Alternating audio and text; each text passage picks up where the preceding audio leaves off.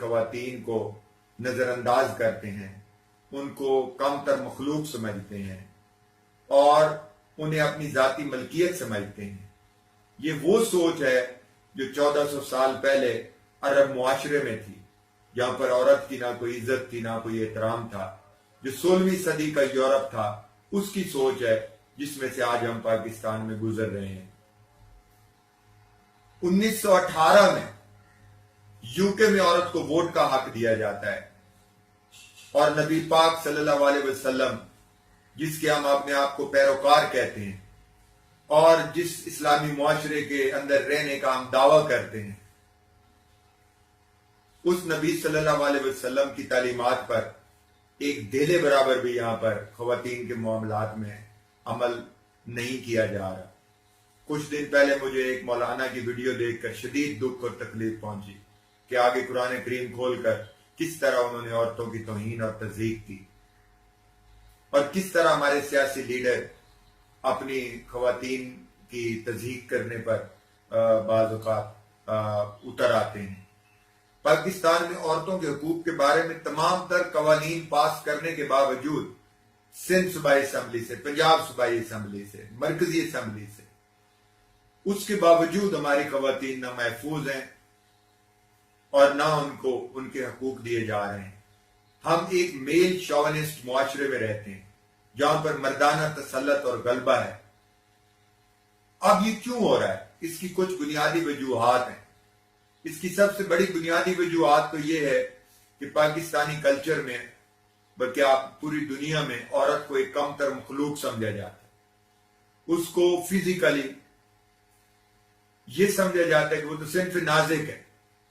حتیٰ کہ امریکہ جو دنیا میں بڑا حقوق انسانی کا دعوے دار ہے، آج تک ایک صدر منتخب نہیں کر سکا۔ لیکن میں اتنا مایوس بھی نہیں ہوں پاکستان سے۔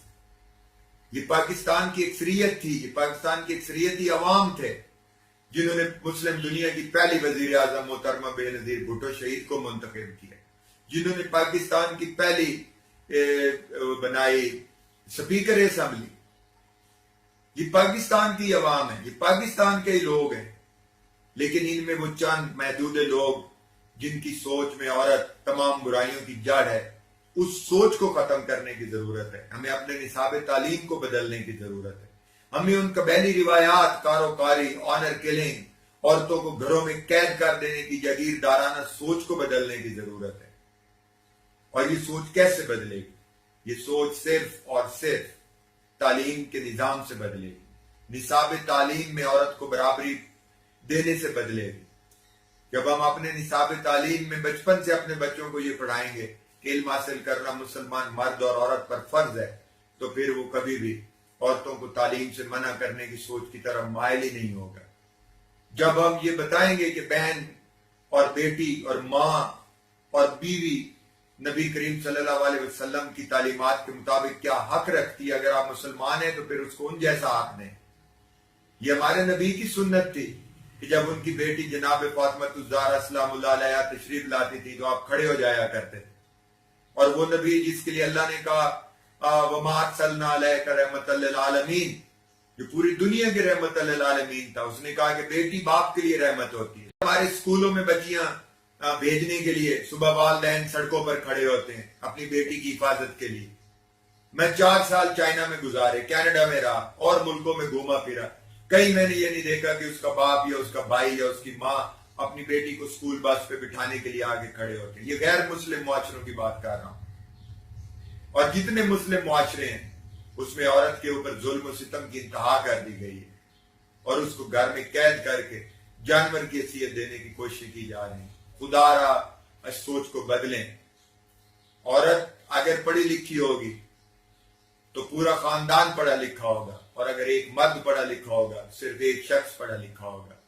اگر عورت معاشرے کے تمام شعبہ حیات میں کام برابر کرے گی تو تمام معاشرے کے مردوں کی سوچ اور تمام معاشرے کے اداروں کے اندر کام کرنے کی جو اسلوب ہے وہ بدل جائے گا، کیونکہ اللہ تعالیٰ نے عورت کو یہ صلاحیت دی ہے کہ وہ ماحول میں شائستگی پیدا کرتی ہے، وہ ماحول میں دھیما پن لانے کی صلاحیت رکھتی ہے۔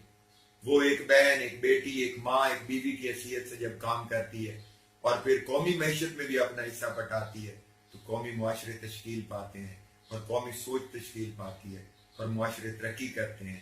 ہمیں اس کے بارے میں سوچنا ہوگا. ابھی ہمیں مزید آگے جانا ہے, ہمیں پیچھے نہیں جانا. گھڑی کی سوئیاں الٹی نہیں گھمائی جا سکتی. ہمیں معاشرے کو آگے لے کر جانا ہے. ہماری بیٹیاں آج بھی بہت سارے شعبوں میں اپنا حصہ بتا رہی ہیں تو انہیں مزید